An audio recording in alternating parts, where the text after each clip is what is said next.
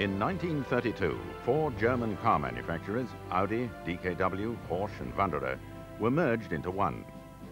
The new company was called Auto Union, but each mark retained its original name.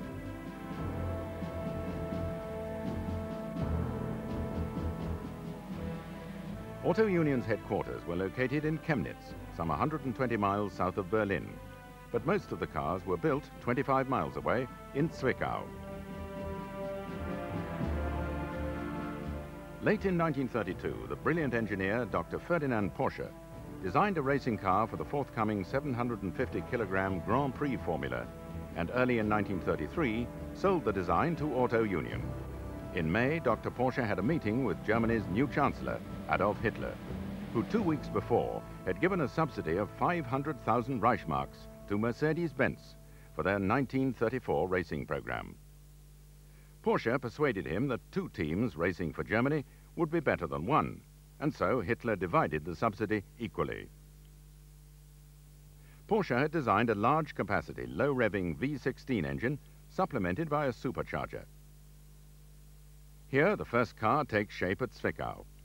Front suspension was by torsion bars and trailing links, with swing axles and transverse leaf springs at the rear.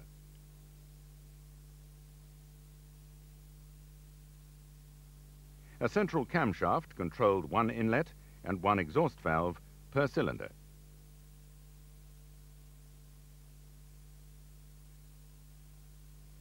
Initially, a single-piece crankshaft was used, but when vibration problems could not be solved, it was decided to gear the individual crankshaft segments and screw them together.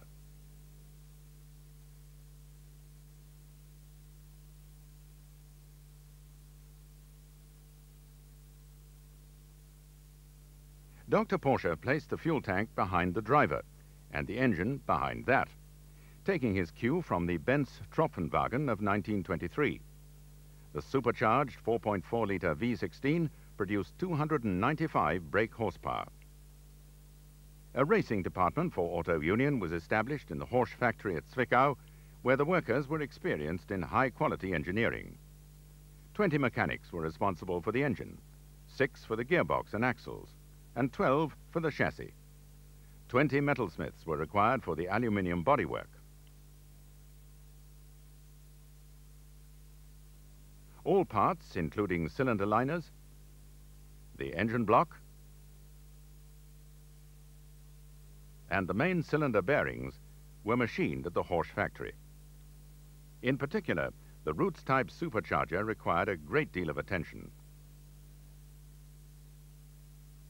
Here, a final drive is being checked. Professor Robert Eberhahn-Eberhorst, seen here in the dark coat, was the development engineer in charge of this remarkable car.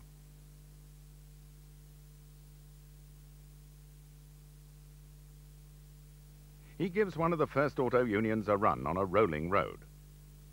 According to the professor, it was never intended that the Auto Union racing program should contribute to the development of the Porsches, Audis, DKWs and Wanderers. On the contrary, it was the high quality of the production cars which found its way into the racing cars.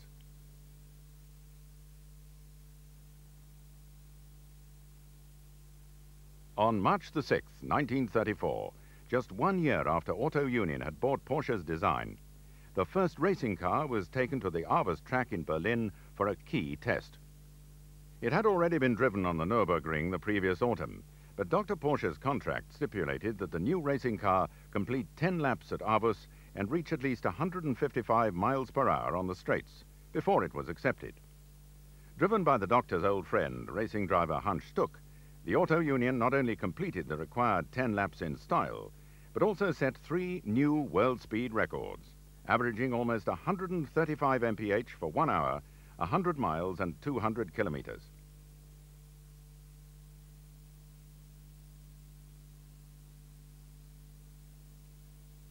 Auto Union's drivers for the team's first season were Hans Stuck, August Momberger and Prinz zu Leiningen. In January, Mercedes technical director Hans Niebel had shown their new car to Adolf Hitler. Team manager Alfred Neubauer is on the right. The W25 was a conventional front-engine design with all-independent suspension, and interestingly, it bore a striking resemblance to the car Dr. Porsche had drawn for Mercedes shortly before he left the company in 1928.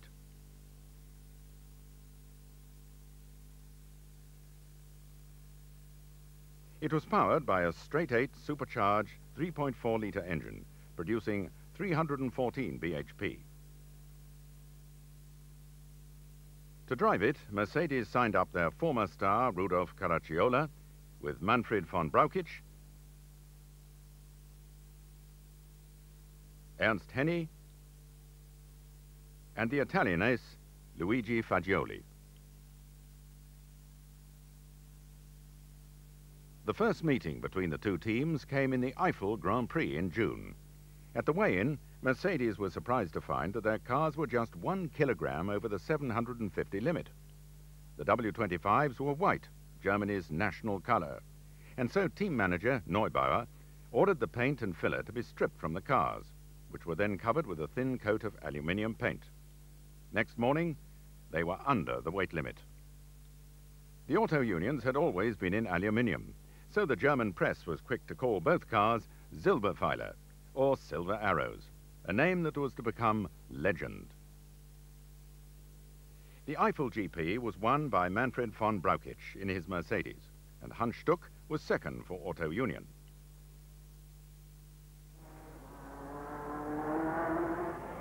In the German Grand Prix in July, Hans Stuck got his revenge.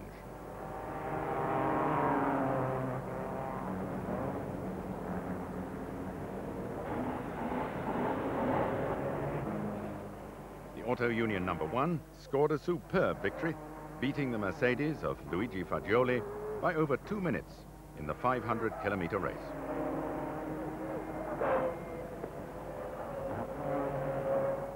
After a 4.5-hour drive, Stuck came home to a hero's welcome.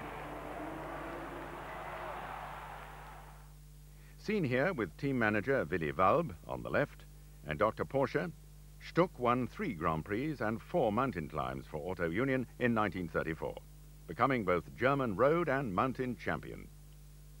For 1935, Auto Union signed a young man named Bernd Rosemeyer. He'd made a name for himself on motorbikes, but had never raced a car. This did not stop him from winning his first Grand Prix in Brno that year. Hans Stuck kept his place, of course, and the team was greatly strengthened by the arrival of the brilliant Italian Achille Varzi. During 1934, Mercedes had increased the power of their engine to 398 horsepower, so Dr. Porsche now pushed the V16 out to 4.9 litres and 375 horsepower. He also swapped the transverse leaf spring at the rear for torsion bars. However, when the latest Mercedes first appeared at Monaco, its engine had been enlarged to 4.3 litres, producing 445 bhp.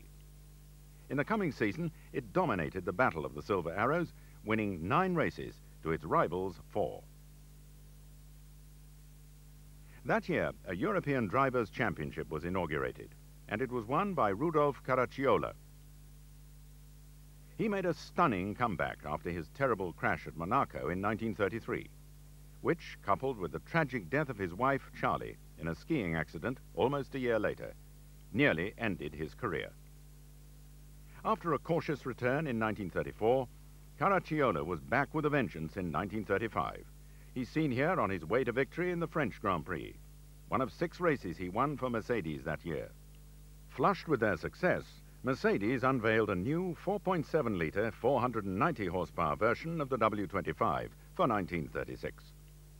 Stung by their defeats, Auto Union produced the C-Type, now with a 6-litre engine, delivering a remarkable 520 horsepower. 1936 was to be a triumphant year for the Silver Arrows from Zwickau, and an appropriate starting point for the Auto Union film archive, as the astonishing Bernd Rosemeyer, seen here at Tripoli, swept all before him in only his 2nd season to become the golden boy of the golden age of motor racing.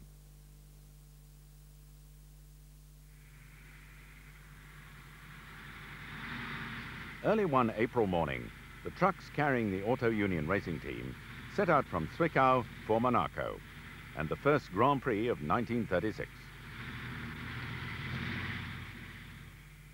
The only available film of this event was taken during practice. Here's Hans Stuck at the gasworks hairpin. Achille Varzi follows Rudolf Caracciola. This is Luigi Fagioli and Bernd Rosemeyer. Caracciola again, Louis Chiron, and Stuck once more. Into the hairpin go Varzi, Rosemeyer, and Caracciola.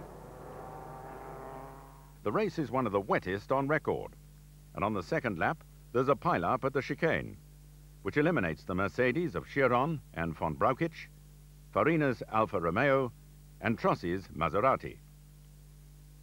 Rosemeyer spins into the wall at the top of the hill, but Rainmaster Caracciola sails through the atrocious conditions to victory. Varzi and Stuck are second and third, and Nuvolari fourth in his Alfa Romeo.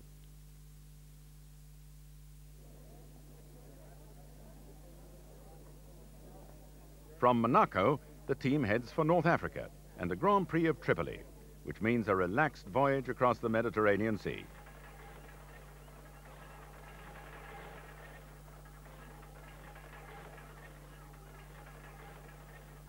The trucks are loaded at Naples.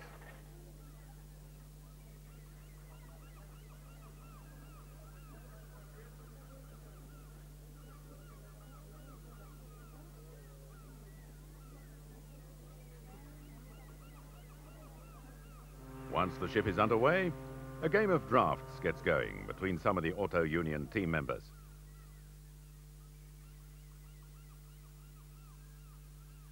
Unloading at Tripoli.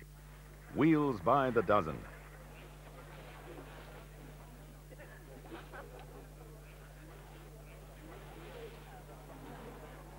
And the racing cars are lifted carefully from the hold.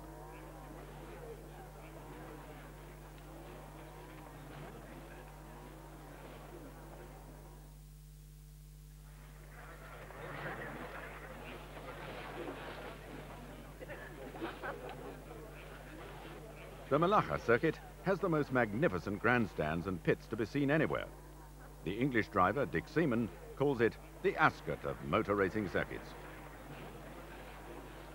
During practice, Auto Union team manager, Dr. Karl Feuerreisen, talks with Achille Varzi, who puffs an ever-present cigarette. A cheery Bernd Rosemeyer doffs his hat for the camera, while Hans Stuck points out his lucky tortoise emblem. Still smoking, Varzi sets off for a practice run, and Rosemeyer gets ready. Unfortunately, there's no film of this year's Tripoli Grand Prix, which Varzi won for Auto Union. But later, the camera catches some of the drivers relaxing by swapping horsepower for camel power.